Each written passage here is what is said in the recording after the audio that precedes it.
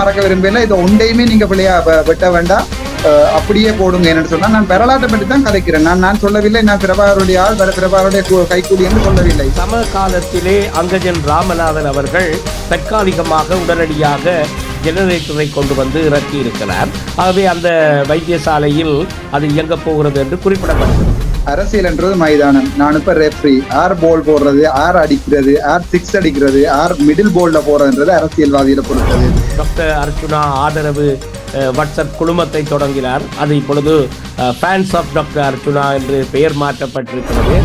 செல்வராசா கஜேந்திரன் அவர்கள் முதல் சொல்லி பார்த்தார், அவரை தூக்கிவிட்டா பிரச்சனை முடிஞ்சுதானேன்னு சொல்லி. ஒரு காலத்துல பிரபாகரனை தூக்கிவிட்டால் பிரச்சனை முடிஞ்சுதானேன்னு சொல்லக்கூடிய ஆட்கள் தான் எங்களுடைய தமிழினம். ஸ்ரீதரன் எம்பி அவர்கள் மக்கள் இருக்கிற பொழுது வந்தார். ஆனால் மக்கள் மத்தியில் அவரால் அதிகம் எந்த ஒரு ஆளுமையோடு செயற்பட முடியவில்லை. சேனல் 4 வீடியோக்கள் கடைசி இதுல 4 போராளிகள், அதாவது காவல்துறை போராளிகள் அப்பா ஒரு வண்டில வச்சு தள்ளி கொண்டு போற வீடியோவை கூட நீங்க பார்க்கலாம். நான் பார்க்கக்கூடிய அப்பா தான் கடைசி வீடியோ.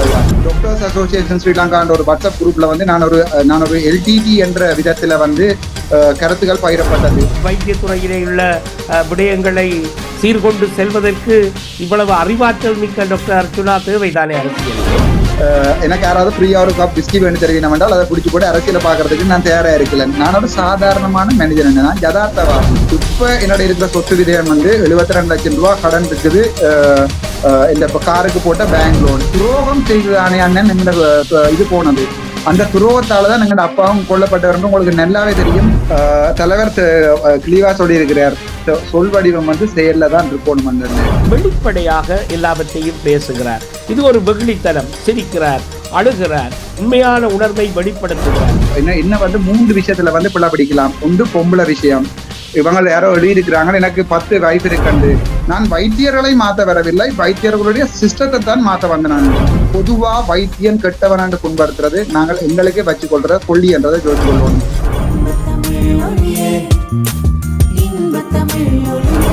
அன்பு தமிழ் நெஞ்சங்களே, உங்கள் அனைவருக்கும் அன்பான வணக்கம்.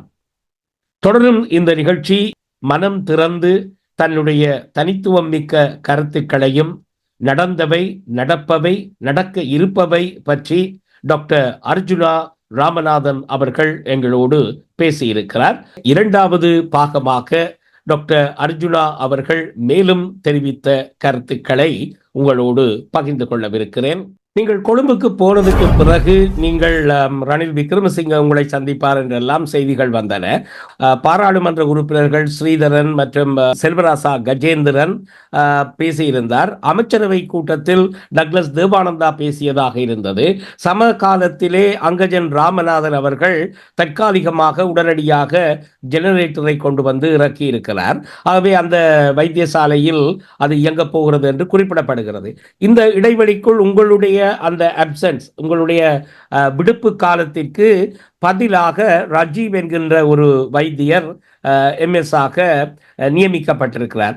அவர் தற்காலிகமாக நியமிக்கப்பட்டதாக உங்களுடைய அதாவது உங்களுடைய அப்சன்ஸுக்கான கவர் பண்ற ஒரு ஆபீசராகத்தான் இருக்கிறார். அவரை வளைத்து வந்து டாக்டர் கேதீஸ்வரன் போன்றவர்கள் மாலை அணிவித்து அவரை வரவேற்று ஊடகவியலாளர்களை சந்தித்து ஒரு சந்திப்பை எல்லாம் நடத்தி இருந்தார்கள். இது என்ன அவசியம் என்பது புரியவில்லை. எல்லாருக்கும் தானே என்ன MS விருப்பம், எனக்கும் தலைவரா விருப்பம் தான். யார் இல்லை என்று சொன்னது, எல்லாருக்கும் MS விருப்பம். அதுக்காண்டி எல்லாரும் அவற்றை வேலையே செய்ய இயலாது. எல்லாரும் தலைவராகலா என்றதை நீங்க வடிவா ஏற்றுக்கொள்வீங்கன்னு நான் நினைக்கிறேன். அவர் இப்போதைக்கு ஒரு 3-4 நாளாவது இடைக்கால அரசியல் செய்கிறார் என்று நான் நினைக்கிறேன். எனக்கு அது சந்தோஷம். அவர் வரலாற்றுலையும் சாவச்சேரி MS இனிமேல் வாழ்க்கையில அவருக்கு மெடிக்கல் அட்மினிஸ்ட்ரேஷன் செய்யலாது ஏனென்றால் அவர் சுகாதார மருத்துவ சார்ந்தவர்.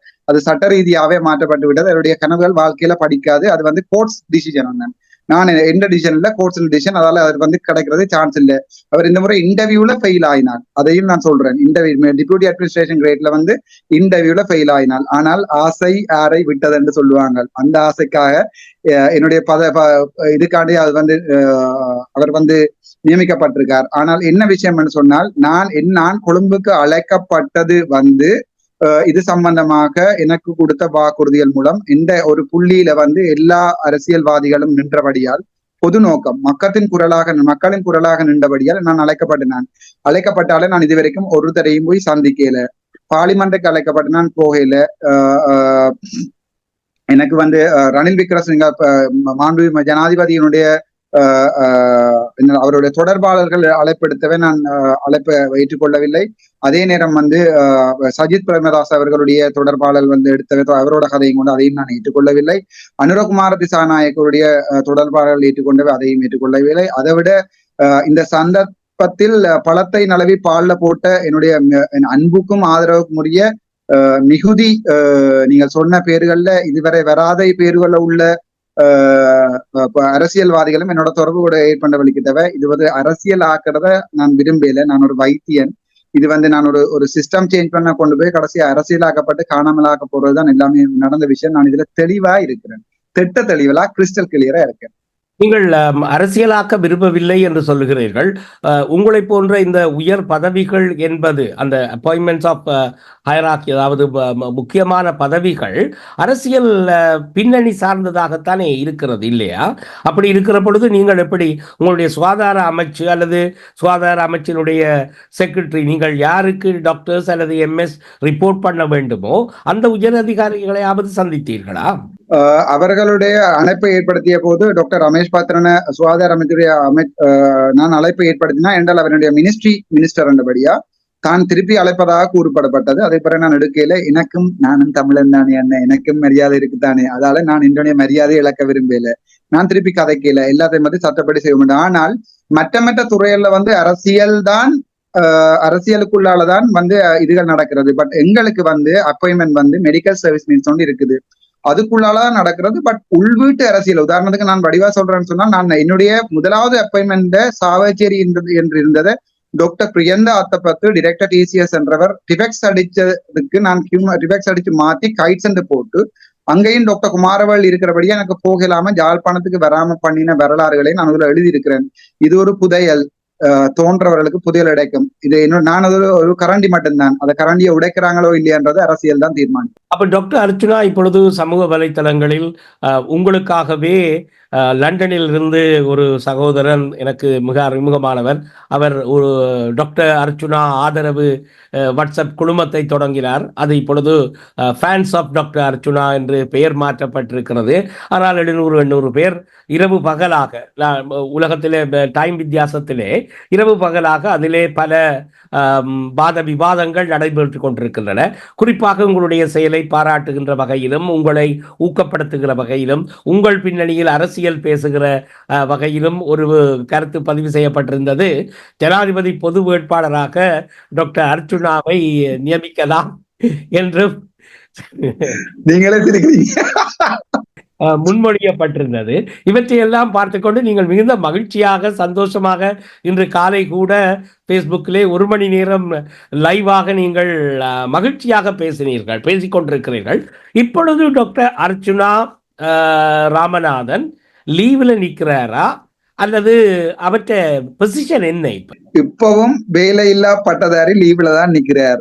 வேலை என்றதை எடுக்கிறதுக்குரிய சட்ட விதங்கள் இருக்குது அண்ணன். உதாரணத்துக்கு மினிஸ்ட்ரியில இருந்து கடிதம் வந்து அதை எனக்கு தந்து நான் அதை ஏற்றுக்கொண்டு அந்த புத்தகத்துல பதிந்து புது எம்எஸ்ஓட விட்டு நான் ஆடியிடம் போய் விலகுறேன்னு சொல்லி கடிதம் எடுத்து விலகிட்டு கடிதம் எடுத்து கொண்டு போய் பிடிஹெச்எஸ் எடுத்துக்கொண்டு போய் அதை மினிஸ்ட்ரியில போய் நான் நிப்பாட்ட வேணும்.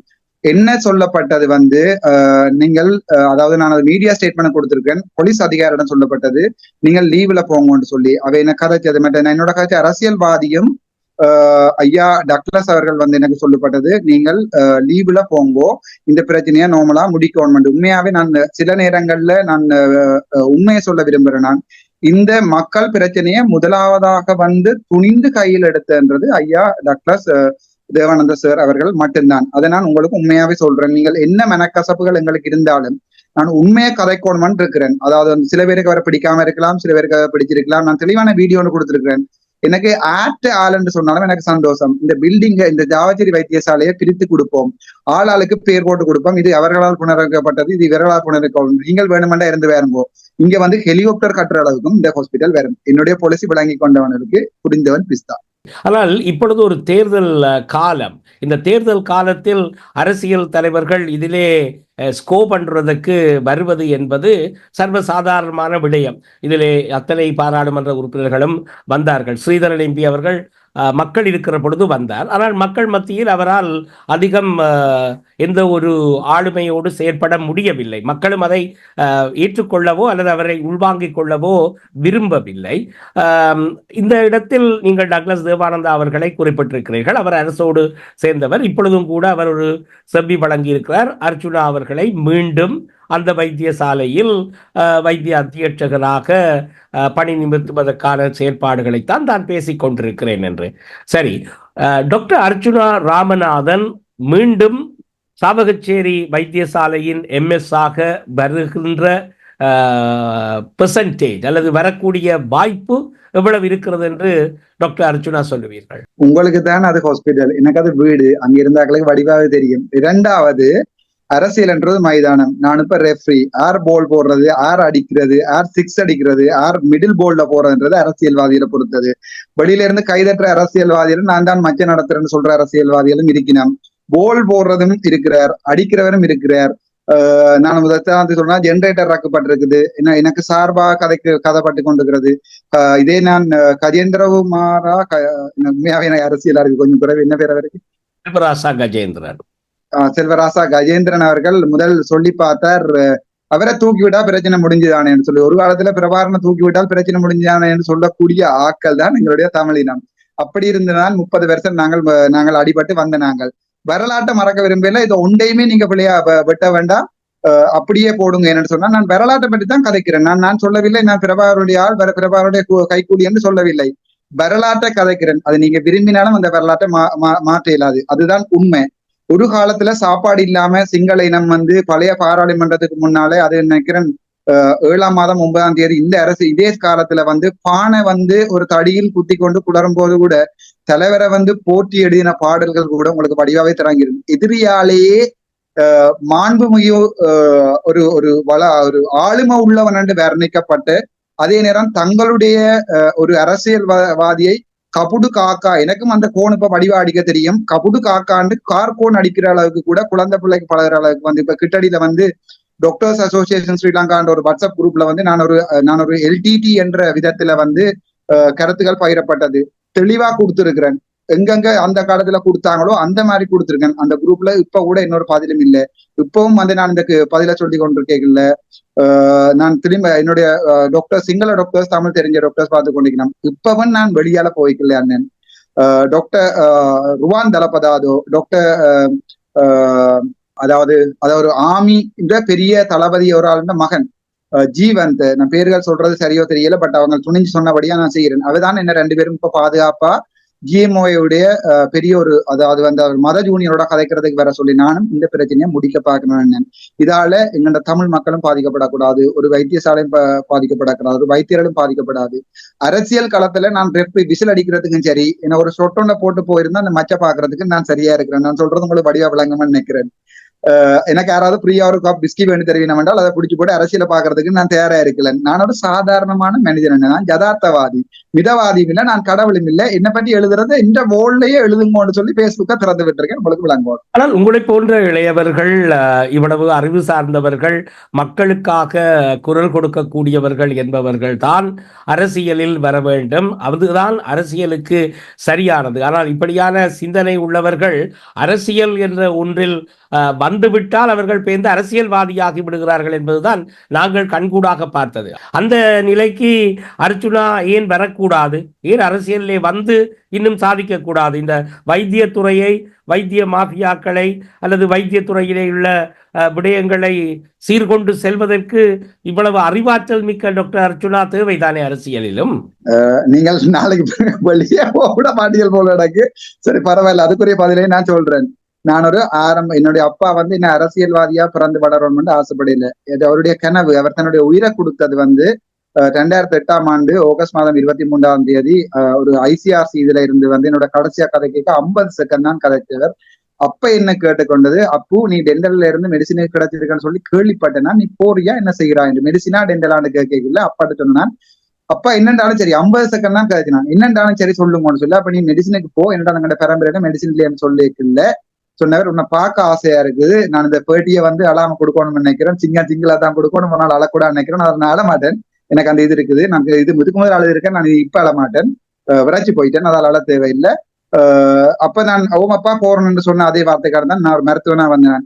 நான் சாய்களே மருத்துவனா சாவம்னு ஆசைப்படுறேன். ஆனால் ஒன்று சொல்றேன், நான் உங்களுக்கு யாராவது ஒரு நல்ல அரசியல்வாதி இதை வந்து முன்னெடுத்து செல்வினம்னு சொன்னா நான் அவைக்கு சார்பா இருக்கிறதுல எனக்கு ஒரு பயமும் இல்லை. ரெண்டாவது விஷயம், காலத்தின் தேவைக்கேற்ற மாதிரி அப்படி ஒன்று நான் செய்ய வேண்டி வந்தால் இப்ப என்னுடைய சொத்து விவரத்தையும் சொல்றேன், 10 வருஷமும் 50 வருஷம் கழிச்சு அந்த சொத்து விவரத்தை நீங்கள் கணக்கெடுத்து பார்த்துக் கொள்ளலாம். என்னுடைய ஒரு உதாரணத்துக்கு நான் சொல்றேன், ஒரு அரசியல்வாதியா வந்தால் எவ்வளவு சம்பளம் பெறுமன்ற உங்களுக்கு தெரியும். இப்ப என்னோட இருக்கிற சொத்து விதயம் வந்து 72 லட்சம் ரூபாய் கடன் இருக்குது, இந்த காருக்கு போட்ட பேங்க் லோன். இதுல மேனேஜர்ஸ் பார்த்து கொண்டு போய் 8618 என்னுடைய ஐடென்டி கார்டு நம்பர், எந்த மேனேஜரும் கிரிப் அடிச்சு பார்க்கலாம். 3 கிரெடிட் கார்டு வந்து கிரிப்ல போயிருக்கு, கிட்டத்தட்ட 6 லட்சம் ரூபாய் கிரிப்ல போயிருக்கு. அண்ணன் நான் துணிஞ்சு சொல்றேன். ஆனால் எனக்கு அப்பா அம்மா விட்டுட்டு போன 36 வரப்பு காணி இருக்குது பெரிய விளாண்ல, அதை விட இன்னொரு 10 பரப்பு காணி இருக்குது வீட்டு காணி, அதை விட ஒரு கார் லோன்ல எடுத்த கார் CAT 8798 வெசல் கார் ஒன்று இருக்குது. 50 வருஷம் கழிச்சும் நான் சாதாரணமா ஒரு அரசியல்வாதியா வந்தான்னு சம்பளத்துல என்ன வேணலாம் இருக்குது தானே, அப்பவும் பேஸ்புக்ல தான் இருப்பேன். யாராவது 20,000 ரூபாய் வந்தாலும் தந்த வெட்ட பேர்ல பேஸ்புக்ல போடுவேன், எங்க செலவழிச்ச பேரோ. ஏனென்றால் நாங்கள் அண்ணன் என்னன்னு சொல்றேன், இப்ப பேஸ்புக்கை இவர் பாவிக்கிறாருன்னு எல்லாருமே சொல்லினோம். நான் அதை பாவிக்கிறது வந்து நான் ஒரு யதார்த்தவாதி என்றதை காட்டிக் கொள்றதுக்கு. 56,000 58,000 வந்து அதுக்கும் ஒரு பாட்டு அடிச்சு விட்டு இருக்காங்க. அப்படி அதாவது வந்து அப்டேட் பண்ணி கொண்டிருக்கலையே 40 45 48 போய் கொண்டு சனம் என்ன விரும்புறதுக்கு காரணம், அதாவது வந்து நான் நேர்மை உள்ளவன் என்று சனம் நினைக்கிறதா இருந்தான். இதுவரை காலமும் துரோகம் செய்ததானே அண்ணன் எங்களோட இது போனது. அந்த துரோகத்தாலதான் எங்களோட அப்பாவும் கொல்லப்பட்டவர் என்று உங்களுக்கு நல்லாவே தெரியும். 44,000 பேர் நான் அன்றைக்கு ஆனர் கடைக்க ஒருத்தன் பைக்ல வந்து யூடியூப் கேட்க நான் சாப்பிடாம யூடியூப் வீடியோ கொடுத்தேன் என்றால் மீடியாவை சரியா பாவிக்கணும் பண்ற தெரியும் எனக்கு தெரியும். அப்ப நான் சொன்னா இதுல நாங்கள் ஆயிரக்கணக்கான இந்த மரத்து கீழே ஒருத்தர் ரத்தம் போகும்போது திரும்ப ஒரு இடத்துல சரிதானே நிக்கிற இடத்துல யாராவது கிட்ட பொடி ஒருத்தர் கத்து செத்துரு மாட்டதுல வெடி வேண்டி விளக்குதானே அதே திருட்டு வேற கூட நாங்க தமிழ்ல மெல்லு பச்சார் தமிழ்ல ஒரு நாளே கிடைக்கும், நாட்டை பிரிக்க தேவையில்லை. ஆனால் நாங்கள் தமிழருக்கு உரிமையை நாங்கள் புத்திய பாவிக்க நாங்கள் சிங்களவர்களுக்கு எதிரானதோ அல்லது தமிழருக்கு எதிரான இந்த போராட்டம் வந்து ஒரு ஆயுத போராட்டமா மாறுபட்டதுக்குரிய பிரதான காரணம் வந்து எங்கள் சிங்கள தமிழ் இனத்துக்கு இடையான அடிப்படையில இருக்கிற புரிந்துணர்வு இல்லாதால அவையில நாங்கள் புரிஞ்சோல்ல. உதாரணத்துக்கு ரவிராஜ் வந்து சுடப்பட்டது காரணம் வந்து எங்களுடைய தமிழ் இனத்தின் குரலை வந்து அவர் சிங்களத்துல சொன்னபடியா, அதால எனக்கும் படி விழும் நினைக்கிறேன். அதுவும் எனக்கு பிரச்சனை இல்லை, அது நான் வேண்டது யாருக்கேன்.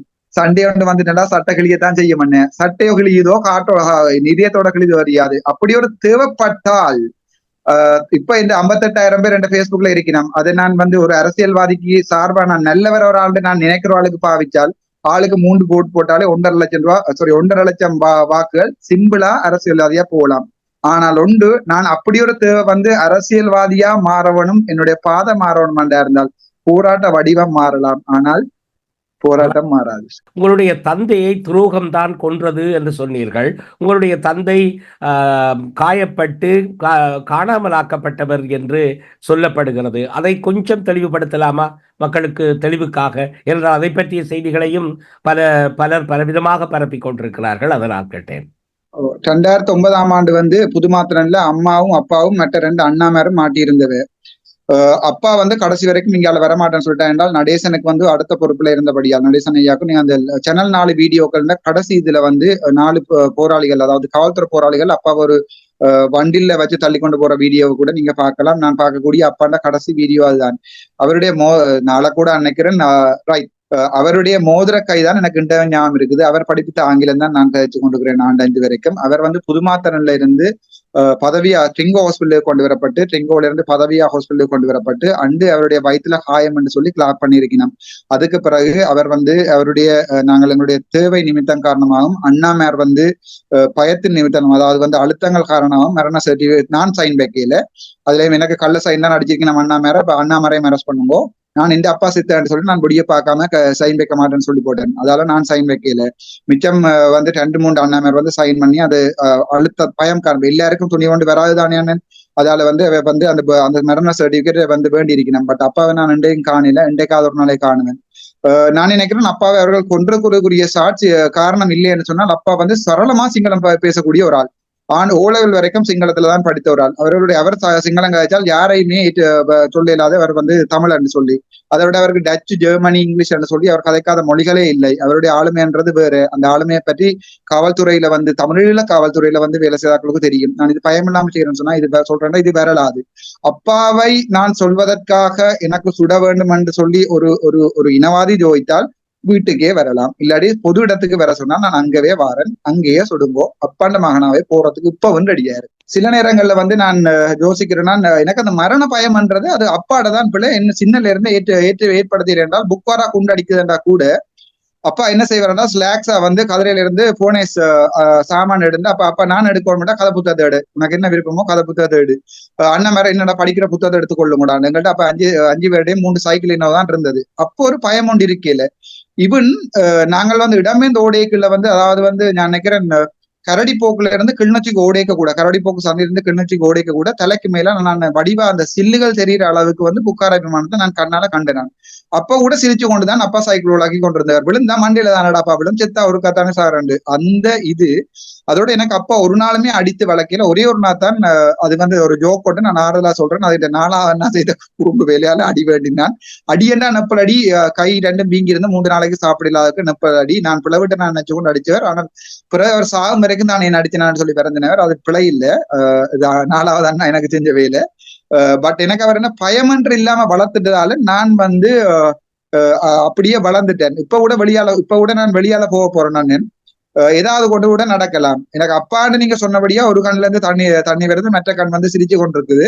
பட் இல்லாடி நான் இந்த வீடியோ வந்து ஒரு நாளுமே அழுது சொல்லியிருக்க மாட்டேன். இடத்தில் நீங்கள் அந்த முதலிலே சொன்ன செல்வராசா கஜேந்திரன் அவர்களை பற்றி குறிப்பிட்டிருந்தீர்கள். ஆனால் அவர் பாராளுமன்றத்தில் டாக்டர் கேதீஸ்வரன் அவர்கள் போதைப் பொருள் நீங்கள் சொன்ன குற்றச்சாட்டுக்கள் அத்தனையையும் நிரல்படுத்தி இவற்றுக்கான விசாரணை செய்யப்பட வேண்டும் என்ற குரல் கொடுத்திருக்கிறாரே. நீங்கள் சொல்வதும் அதுவும் கொஞ்சம் முரணாக இருக்கிறதே டாக்டர்.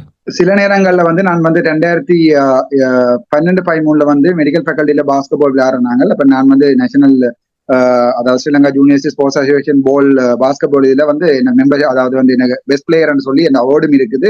சில நாங்கள் சேம் சைட்ல கோல் போடுறோம். நாங்கள் அதேதான் சீனியர்ஸ் ஜூனியர்ஸ் மட் நடக்கல. எங்களோட ஒரு டாக்டரால் எந்த பக்கம் போடுறோன்னு தெரியாம 2 பக்கம் எடுத்து போல போட்டார். அதெல்லாம் வின் பண்ணிட்டான். சேம் சைட் கோல் அடிக்கிறன்ற உங்களுக்கு விளங்கும் தானே. சந்தோஷமாக இருக்கிறீர்கள். அதே வேளையில் நீங்கள் சாபகச்சேரியிலிருந்து வெளிக்கிட்டு பயணித்துக் கொண்டிருக்கிற பொழுது உங்களை மோட்டார் சைக்கிளிலே துரத்தி வந்து ஒரு ஊடகவியலாளர் அவருக்கு உங்களை கண்டது, அவருக்கு கண்ணீர் வந்து விட்டது. அதுக்கு பிறகு நீங்கள் வாகனத்தை நிறுத்தி அவரோடு பேசினீர்கள். அப்பொழுதும் நீங்கள் இப்பொழுது சொன்ன சில விடயங்களை உருக்கமாக சொன்னீர்கள். அதே வேளையில் அதிலிருந்து நான் ஆழமாக அவற்றிலிருந்து சில கிளிப்ஸை எடுத்து வைத்திருக்கிறேன். குறிப்பாக நீங்கள் வைத்தியர்களுக்காக பேசினீர்கள். வைத்தியர்கள் ஏன் பிரைவேட்டுக்கு போகிறார்கள் என்பதை பேசினீர்கள். சம்பளம் டாக்டரோட அடிப்படை சம்பளம் வந்து சரியான குறைவு. அதாவது தான் டாக்டர்மாரெல்லாம் விட்டுட்டு வெளிநாடு போறாங்க. நாங்கள் என்ன செய்யறோம் என்று சொல்லி அந்த அடிப்படை சம்பளத்தை எடுக்கிறதுக்கு கள்ளமா வந்து என்ன செய்யறோம் என்றால் இது எழுதுறோம். அடிப்படை சம்பளத்தை எடுக்கிறாங்க. அதாவது 8 மணிலேருந்து 4 மணி வரைக்கும் வேலை செய்து போட்டு, அல்லது 8 மணி வரைக்கும் 12 மணி வரைக்கும் வேலை செய்து போட்டு கள்ளமா 24 மத்தியானம் இந்த மாதிரி ஓவர் டைம் எழுதுறோம். அதாவது வேலை நேரம் எழுதுறோம். அப்படித்தான் அப்படி எழுதுறதால தான் சாப்பிடக்கூடிய அளவுக்கு வந்து சம்பளம் தருது. அதாவது ஏன் பிரைவேட்ல போய் உழைக்கணும் என்று சொன்னால் ஒரு டாக்டர் மாதிரி அவசரத்தானே இருக்கும். ஒரு டாக்டர் வந்து உண்மையாக செய்யறதா நடந்து போகிறாங்க. இருக்குதானே இருக்கும். அப்போ அதாவது தான் 99% டாக்டர் வந்து பிள்ளை செய்யறதில்லை. அப்போ 1-2 பேர் செய்யறப்படி எல்லா பிள்ளையும் செய்யப்பட்டதுங்கிற அரசாங்கம் சரியான சம்பளத்தை தந்தா ஒரு சரியான சம்பளத்தை தந்தா ஒருத்தர் பிரைவேட்ல போய் உழைக்க வேண்டிய தேவை இல்லை. நான் அந்த சிஸ்டத்தை மாற்ற கொண்டு பார்த்து நான் டாக்டர் தானே காப்பாற்றணும். டாக்டர்ஸ் உரிமையை நாங்கள் எடுத்து நான் ஒரு சராசரி டாக்டர் தானே போகுது. இந்த சம்பளத்தில் 1,40,000 லோடு போகுது. மிச்சம் வர 6,000 ரூபாய் இது செய்யணும். உனக்கு வந்து 1,40,000 ரூபாய் சம்பளம் உண்மையா சொல்றேன். மிச்சம் 6,000 ரூபாய். அப்ப நான் என்ன செய்யறேன்னு சொன்னா எனக்கு ஆர்ட் 7 மண்டபடியா நான் ட்ரோ பண்ணி ஆன்லைன்ல புக் இந்த ஆர்டிஸ்ட் இதெல்லாம் செய்யணும். எல்லா டாக்டர்ஸும் அப்படி செய்யலாது. அப்பவே பிரைவேட் செய்யணும். அப்ப அதை பிரைவேட் செய்யல. பிரைவேட் அந்த முதலாளிமார் வந்து என்ன செய்யணும்னு சொன்னா அதை பிளான் பண்ணி கூட காசு போட்டு டாக்டருக்கு வர காசு வந்து 150 ரூபா ஒரு பணச்சாத்துகள் 150 ரூபா பிரைவேட்ல கொடுக்குறோம். நீங்க டாக்டர் மேல பிள்ளையா ஜோசிக்க கூடாது. இந்த வயசு கட்ட வடிவா போடு. டாக்டர் மேஸுக்கு வந்து பிரைவேட்ல போயிடாச்சும் உங்களுக்கு மாத்தியாத்துக்கு வரது வந்து 750 ரூபா ஆகும். உங்களுக்கு ஜோசிப்பார் நாங்கள் ஒரு நாளைக்கு நாள் கூலியாவே 5,000 ரூபா வேண்டாம். அப்போ டாக்டர் 750 ரூபா படிச்சு போட்டப்போ ஒரு டாக்டரா வேலை செய்யலாதானே. அதனாலதான் பெரும்பாலான நாட்கள் வந்து ஜோசிக்கிற டாக்டர் ஆளு கொள்ளையா வேண்டான்னு சொல்லி உங்களுக்கு உண்மையாவே ஒரு ஜெனரல் ஆபரேஷன் செய்து 20 லட்சம் முடிச்சா 20 லட்சத்தையும் டாக்டர் கொண்டு போறீங்க. அவர் ஒரு 70,000 ரூபா கொண்டு போவார். மிச்சம் முழுக்க மாஃபியா. அதான் சொல்றது மருத்துவ மாஃபியாண்டு. மருத்துவ மாஃபியான்றது டாக்டர் இல்லையா. மருத்துவம்ன்றது ஒரு எல்லாரும் தானே. உண்மையா அந்த இது பிரைவேட் கம்பெனி வச்சு பிரைவேட் இது வச்சிருக்கால் தான் நல்லா உழைக்கிறாடா. டாக்டர்னா வழி இல்லாத அளவு அதாவது அந்த இதை வச்சிருக்காங்க. ஒரு ஹாஸ்பிட்டல் வச்சிருக்கோம்னா 20 லட்சம் உழைப்பான். டாக்டருக்கு மிஞ்சி போனாடா ஒரு அவ்வளவு பெரிய டாக்டர் இருக்கணும். அனஸ்தீசியா டாக்டருக்கு ஒரு 50,000 ரூபா வந்து இல்லை. உண்மையாவே ஆபரேஷன் ஜோதி டாக்டருக்கு ஒரு 70,000 ரூபா வந்து இல்லை. அங்கே நடத்துற இதுக்கு தானே இப்போ பிரைவேட் ஹாஸ்பிட்டலுக்கு தானே அவன் மிச்சம் 19 லட்சத்தையும் எடுப்பான். அதை மாற்றணும். எங்களோட டாக்டர்ஸ்க்கு வந்து பேசிக் சம்பளம் பெறணும். டாக்டர்ஸ் பிள்ளை இல்லாம வேலை செய்யணும். இந்த விஷயத்தை தான் நான் கதைக்க வாங்குறேன். நான் டாக்டராகவே எங்களை பாதுகாக்கணும். அதை பிள்ளையா விளங்கிக்கலாம். அவர்களுக்கான சரியான ஊதியம் இல்லை என்று அவர்களுடைய பக்கமாக இருந்து சிந்தித்தது எத்தனை பேர் அதை அவதானித்தார்கள் என்று தெரியவில்லை. இந்த அர்ச்சுனா இப்பொழுது சற்று நேரத்துக்கு முன்னர் வெளிப்படையாக எல்லாவற்றையும் பேசுகிறார். இது ஒரு வெகுளித்தனம். சிரிக்கிறார், அழுகிறார், உண்மையான உணர்வை வெளிப்படுத்துகிறார். இது ஒரு வெகுளித்தனம் என்று சொல்லுபவர்கள் ஏன் நான் இதை சொல்வதை இட்டு நீங்கள் தவறாக மனநோயாளி என்று கூட விமர்சித்தவர்கள், அவர் மனநோய் சிகிச்சை பெற வேண்டும் என்று சொல்லுபவர்களும் இருக்கிறார்கள். அதை ஏன் ஒரு மெச்சூர்ட் பர்சனாக அர்ச்சுனா சரி ஓகே என்று இருக்கக்கூடாதா என்று கேட்டால் தலைவர் கிளீவா சொல்லி இருக்கிறார். சொல் வடிவம் வந்து செயல்ல தான் இருக்கணும். நாங்கள் வந்து சொல்றத செயல்ல தான் காட்டணும். எங்களுடைய இயல்பான நகைச்சுவை பாங்கன்றதை நான் இப்படி உங்களோட இதுல கதைக்கிறாது. நான் இப்படித்தான் முதலாவது. 2வது வந்து கடைசி நேரத்திலையும் யாரோ சாகுற நேரத்திலும் சந்தோஷமா தான் சித்தவேன்னு கூட சில பேர் சொல்லியிருக்கணும். சாகுதான் போன்னு சொல்லி வந்த பிறகு சிரித்து கொண்டு சித்த ஒரு வரலாறு இருக்கணும்ன்றதான் நீங்கள் வில்வித்தை வீரன். இதை நான் ஆரம்பத்தில் அர்ச்சுனன் என்ற பெயருக்காக யாரோ மீம்ஸ் போடுகிறார்கள், வில்லை அவருடைய முதுகிலே போட்டு படமெடுத்து போட்டு விட்டார்கள் என்று நான் நினைத்தேன். ஆனால் நீங்கள் உண்மையில் ஒரு வில்வித்தை வீரன், அதே வேளையில் ஒரு சிறந்த ஓவியன். அந்த உங்களுடைய படத்தையும் ஒரு காணொளி வந்திருந்தது, அது நீங்கள் வரைந்ததா? உங்களை நீங்களே வரைந்ததா அல்லது வேறு யாராவது? இல்ல என்னுடைய ஓவியம் வந்து சொன்னா நான் ஜாழ்ப்பாணத்துல வந்து 2002ஆம் ஆண்டு வந்து ஓலெவல் எடுக்கல. ஜாழ்ப்பாணத்துல 3 பேருக்கு தான் ஆட்டுக்கு ஏ வந்திருந்தது. நான் 10ஆம் ஆண்டு ஓலெவல் எடுக்கலையே ஆட்டுக்கு ஏ வந்திருந்தேன். அந்த ரிசர்ச் சீட்டும் எனக்கு இருக்குது. அது சம்பந்தமா வேணுமென்றால் யாராவது சொல்றார்கள், என்ன தெரிந்தாக்களுக்கு தெரியும். இவன் 2012ஆம் ஆண்டு வந்து ஜாழ்ப்பாணத்துல செய்யப்பட்ட மிகப்பெரிய ஒரு எக்ஸிபிஷனுடைய என்னுடைய பங்குகள் வந்து நீங்கள் வடிவா கேட்டு பார்க்கலாம். அது வந்து ஃபர்ஸ்ட் களிமண்ட செய்யப்பட்ட ஒன்றை நான் அதை புட்டி இது ரெஜிபோம்ல செய்து புட்டி செய்து அதாலதான் என்னுடைய அது வரலாறுகள் இருக்கானு அது கணக்கு இருக்கு. நான் என்ன பற்றி பெருமையா சொல்ல விரும்பல. 2வது வந்து உங்களுக்கு தெரியும் யூஎஸ்ஏல இருக்கிறாங்க. இதில் பார்த்து கொண்டிருப்பீங்க. யூஎஸ்ஏல வந்து ட்ரெடிஷனல் ஆச்சரியம் ஒன்று இருக்குது. நான் ஒரு பேசிக்கலாவே நான் சொன்னேன் உங்களுக்கு நல்லூர்ல அப்பா வேண்டி தர மாட்டேன்னு சொன்ன அம்பும் வில்லும் இப்ப நான் நினைக்கிறேன் என்னோட கிட்டத்தட்ட ஒரு 10 மில்லியன் பெறுமதியான என்னுடைய சொந்த நீங்கள் என்னோட ஷொப்பை போய் பார்க்கலாம். எட்சில வந்து ராமநாதன் அர்ச்சுனான் சர்ச் பண்ணால் அதுல வந்து என்னோட ஷொப் இருக்கு. அதை விட அது எட்சில ஸ்ரீலங்காவில பேபல் இல்லாத காரணத்தினால் என்னுடைய வைஃபுண்ட இன்னொரு அக்கௌண்ட்லையும் வந்து நான் ஒரு இதை ஒன்றை திறந்து அதுல இருந்து நான் விற்பனை செய்திருக்கிறேன். அதுல என்னுடைய அதான் சொன்னேன் அண்ணன் இன்றைக்காவது என்ன நான் ஒரு என்ன வந்து 3 விஷயத்துல வந்து பிள்ளை பிடிக்கலாம். ஒன்று பொம்பளை விஷயம். இவங்க யாரோ எழுதியிருக்கிறாங்க எனக்கு 10 வைஃப் இருக்கண்டு அர்ச்சுனனுக்கு அந்த புறத்துக்கு. அதாவது உங்களுக்கு தெரியும் இந்திரண்டு அந்த புறத்துல போய் விளையாடினதுதான் அர்ச்சுனன். நானும் யதார்த்தவாதி தான் அப்படின்னு சொல்லிக் கொள்ளுங்க, ஒரு பிரச்சனையும் இல்லை. 2வது என்னுடைய ஆளுமை சம்பந்தம், அதாவது வந்து மேனேஜ்மெண்ட் சம்பந்தமா என்ன பிள்ளை பிடிக்கலாம். கிட்டத்தட்ட 8 பக்கம் அதாவது இன்கொயரி வந்திருந்தவன் அன்றைக்கு தனியா பேஷண்ட் பாக்கல இன்கொயரிக்கு வந்திருந்தது வந்து ஒரு நாடு சிங்களாக்கள், அதாவது வந்து இவை எனக்கு எழுதின பொய்யான புறப்பாடுகளை இன்கொயரி செய்ய வந்திருந்தவ. அவைக்கு நான் இந்த ஆபீஸை திறந்து பார்த்துட்டு போயிட்டு இந்த 20 நாள்ல 60 கடிதம் அனுப்பியிருக்கேன். எல்லா கடிதமே நான் ஓடரா Facebookல போடுறேன். ஏன் Facebookல கேட்கலாம், எனக்கு எல்லா தமிழ் மக்களையும் இணைக்கிறதுக்குரிய வேற ஊடகம் தெரியல.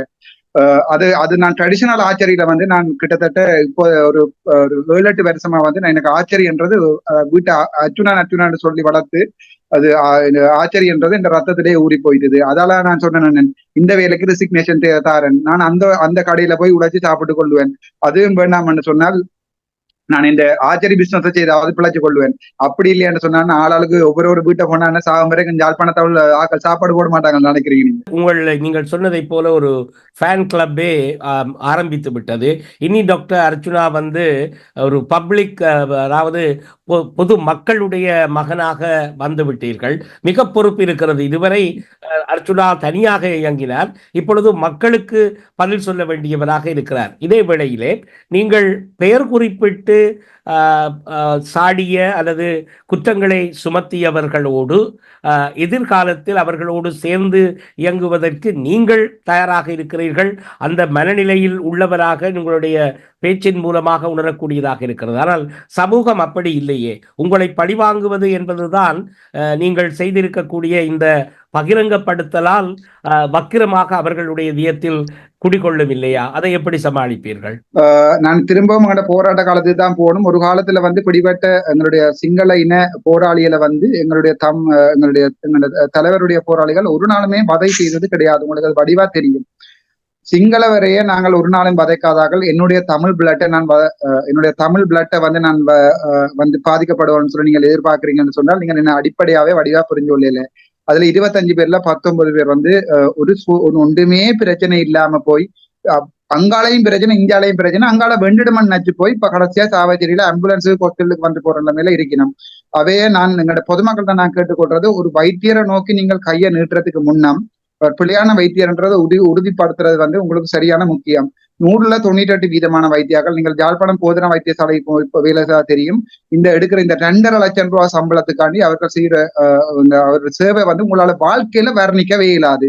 அதான் சொன்னேன், ஒரு சமூக எண்ணம் ஒன்று இருக்குது. டாக்டர் கெட்டவர், லோயர் கெட்டவர், வேற யாராவது டீச்சர் கெட்டவர், பிரின்சிபல் கெட்டவர் என்று அப்படி ஒரு வரையறைக்குள்ள நாங்க கூடாது. அர்ச்சுனா கெட்டவன், இந்திரகுமார் கெட்டவன் என்றுதான் போகணும் ஒழிய அவருடைய நாங்க தொழிலை வச்சு கொண்டு அந்த முழு தொழிலையும் செய்யறாங்களை வந்து நாங்கள் பாக்குறது சரியான பிழை. நீங்கள் ஒரு வைத்தியர், இது வடிவான முதலாவது உங்களுடைய வீடியோல முதலாவது பாடுங்கோ, ஒரு வைத்தியரை நீங்கள் நோக்கி கையை நீட்டினால் இவ்வளவு காலமும் அவை மகத்தான செய்த உதவிகளை வந்து அவை காப்பாத்தின அவ்வளவு உயிர்களையும் செய்யற அந்த உதவிகளை வந்து நீங்கள் மறக்கிறதுக்கு சமன். அவர்களை வந்து நீங்கள் ஒரு என்னன்னு சொல்றது, ஒரு வைத்திய துறைன்றது மகத்தான துறை. நானும் ஒரு பேசிக்கான ஒரு வைத்தியன். நான் வைத்தியர்களை மாத்த வரவில்லை, வைத்தியர்களுடைய சிஸ்டத்தை தான் மாத்த வந்த நான். அவருடைய பேசிக் சேலரி வந்து 55,000 ரூபாய். நீங்கள் ஆஸ்திரேலியாவில இருந்து கதைக்கிறீங்கன்னு நினைக்கிறேன். உங்களுக்கு ஒரு நாள் சம்பளம் கூட 55,000 ரூபாய் கூட எடுக்கலாம் அங்க. அதை விட அவருடைய ஓவர் டைம்ன்றது வந்து கிட்டத்தட்ட 600 ரூபாயில இருந்து 1100 ரூபாய் வரைக்கும் கிரேட் 3ல இருந்து கிரேட் பிரிலிமினரி கிரேட்ல இருந்து வரும். அதோட கன்சல்டன்ட் கிரேடுக்கு போனால் 1200 1300 ரூபாய் வரும். இது வந்து ஒரு பிச்சை காசு. அப்படியும் இருக்கத்தக்கனையா இந்த வைத்தியர்கள் வந்து யாழ்ப்பாணத்துல வேலை செய்யணும்னு சொன்னால் எல்லாருமே அவர்களை கையில் எடுத்து கும்பிடணும். ஆனால் கரப்பான் பூச்சிகள் கணக்க இருக்கத்தான் செய்கின்றன. இந்த ஒரு அதாவது எங்களுக்கு சம்பளம் குறைவுன்றதை வந்து 2 பேர் வடிவா பாவிக்கணும். ஒன்று புலவிடுற வைத்தியர்கள், அவர்கள் அதை சொல்லிக் கொள்றது வந்து எங்களுக்கு சம்பளம் குறைவேண்டும். எனக்கு சம்பளம் குறைவேண்டது என்னுடைய களத்தை வெட்டி ரத்தத்தை குடித்து கொண்டு என்னுடைய சம்பளம் குறைவேண்டு கதைக்க கூடாது. அதுக்கும் நான் ஆரம்பிச்ச போராட்டத்தை அவை வடிவா பாவிக்கணும். வைத்தியர்கள் என்றது என்னோட படிப்பிச்ச சேர்மர், என்னோட பட்ச்மேட்ஸ், என்ற ஜூனியர்ஸ் தான் வைத்தியர். நான் என்ன வேறொரு துறையில இருந்து வைத்தியத்துறையை சுட்டி காட்டையில, எங்கண்ட துறையில இருந்து எங்கண்ட துறையை சுட்டி காட்டிருக்கேன். அதுவும் எங்கண்ட துறையில இருக்கிற பிள்ளையான ஆக்களை தான் சுட்டி காட்டி இருக்கிறேன். அவைய திருத்த வேணுமே ஒழிய நாங்கள் மொத்த வைத்திய துறையையும் இதை வடிவா போடுமானேன். மொத்த வைத்திய துறையை நீங்கள் நோக்கி நீட்டுகிற உங்களோட ஒவ்வொரு விரலும் ஒவ்வொரு வைத்தியருடைய இதயத்திலையும் ஒவ்வொரு கத்தி குத்தா விழும். அதால பாதிக்கப்படுறதும் பொதுமக்கள் தான். உண்மையாவே சொல்லப்படுறேன்னு சொன்னால் உயிரை கொடுத்த வைத்தியர்களும் இருக்கிறார்கள். உங்களுக்கு தெரியும், 80 ஆண்டுகள்ல வந்து இந்தியன் ஆர்மி வந்து அங்க ஹாஸ்பிட்டலுக்குள்ள போய் டாக்டர்ஸ் எல்லாரையும் சுட்டு கொண்ட வரலாறு எல்லாம் இருக்குது. அப்ப அந்த வைத்தியர்களை நாங்கள் யோசிக்கணும். உண்மையாவே வைத்திய துறைக்குள்ள வரைக்கும் எங்களுக்கு ஒரு உணர்ச்சி ஒன்று வரும், நான் ஒரு வைத்தியன் அண்டு அது காலம் போய்க்குள்ள வந்து நாங்கள் வைத்தியன்ற தாண்டி வந்து நான் ஒரு பணக்காரன்ற வந்துடும். சில கன்சல்டன்ட் இருந்து யாழ்ப்பாணத்துல பாதியே வேண்டி வச்சிருக்கணும். அப்படியான வைத்தியர்களை பற்றி தான் நீங்க யோசிக்கலாம். அவரோட எரிச்சல் எனக்குன்னு சொல்லி அப்படி போட்டிக்கு காசு சேர்க்கிறேன்டா நான் இப்ப கூட சொல்லியிருக்கிறேன். இந்த பேஸ்புக் வந்து ஆளுக்கு காசு போடுங்க கிளியரா சொல்லியிருக்கிறேன். ஆறாவது இந்த பேரை பாவிச்சு வந்து காசு சேர்த்தால் அதுக்கு அடியுங்கன்னு சொல்லி வடிவா சொல்லியிருக்கிறேன். சரிதானே? அதாவது இந்த பேர் எனக்கு இவர் தான் தெரியும்னு சொன்னா துணிஞ்சு அடியுங்கோ. நான் வாழ்க்கையில இன்றைக்கும் அடியுங்கோ. நான் வாழ்க்கையில சொல்ல மாட்டேன் இந்த பேரை பாவிச்சு ஒருத்தரையும் காசு வேண்ட சொல்லி. அது உங்களுக்கு முதலாவது தெரியும். ரெண்டாவது, ஒவ்வொரு வைத்தியரையும் நீங்கள் புண்படுத்துறது வந்து பொதுவா வைத்தியன் கெட்டவனாண்டு புண்படுத்துறது நாங்கள் எங்களுக்கே வச்சு கொள்றத கொல்லி என்றதை யோசிச்சு கொள்ளணும். ஆக்களை அடையாளம் காணணும்.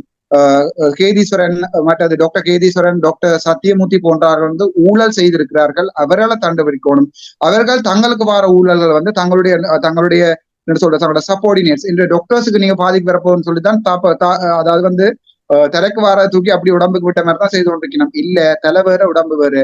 தலை திண்டு கொண்டு வார காசு வச்சு கொண்டு திண்டு கொளுத்து வெளிநாடுகள்ல எல்லாத்தையும் அக்கௌண்ட்களை திறந்து வச்சிருக்குது. தலைய கொய்வம், உடம்ப விடுவோம். அந்த உடம்ப ஆடினா தான் எங்களோட உயிர் ஆடும். திரும்பவும் சொல்றேன். நிறைவாக உங்களுடைய ஆதரவாளர்கள் அர்ச்சுனாவினுடைய எதிர்காலத்தை பற்றி கரிசனை உள்ளவர்களுக்கு ஆறுதலாக அர்ச்சுனா சொல்லும் வார்த்தை அல்லது விடுக்கும் வேண்டுகோள் என்ன? வைத்தியர்கள் என்பது கடவுளுக்கு சமமானவர்கள். அதுல ஒரு வித்தியாசமும் இல்லை. யாழ்ப்பாணத்துல வேலை செய்கின்ற பெரும்பாலான வைத்தியர்கள் வந்து கடவுளுக்கு நிகரான ஒத்த சேவையை அவர்களுடைய கிடைக்கின்ற 55,000 ரூபாய் சம்பளத்துக்கு வேலை கொண்டிருக்கிறார்கள். அடிப்படை சம்பளம் அவர் ரிட்டையர்மெண்ட்க்கு 55,000 இருந்து 65,000 ரூபாய் தான் பெறும். அதால எல்லா வைத்தியர்களையும் நோக்கி நீங்கள் கண்ணிட்டாமல் நாங்கள் குற்றம் சாட்டப்பட்ட வைத்தியர்களுடைய தண்டனையை கொடுக்கறதான் பாய்ப்போம். முக்கியமா நான் கேட்டுக்கொள்றது, எனக்கு எதிராக போன அந்த 25 வைத்தியர்களுக்கும் எதிராகவும் சில பேர் நம்பினா நான் அடிக்கட்டு மட்டும் மறைமுகமா சொல்றேன்னு சொல்லி நான் இந்த உயிரை தொட்டு சொல்றேன். அவ வந்து எங்க தமிழ் ஆக்கள், அதுல 6 சிங்கள ஆக்கள், அவ மாறி போயிருவி நம்ம வேற டிஸ்ட்ரிக்ட் எடுத்து தமிழ் ஆக்கள், அதுல 19 பேருக்கு சம்பந்தம் இல்லாம இருக்கிறார்கள்.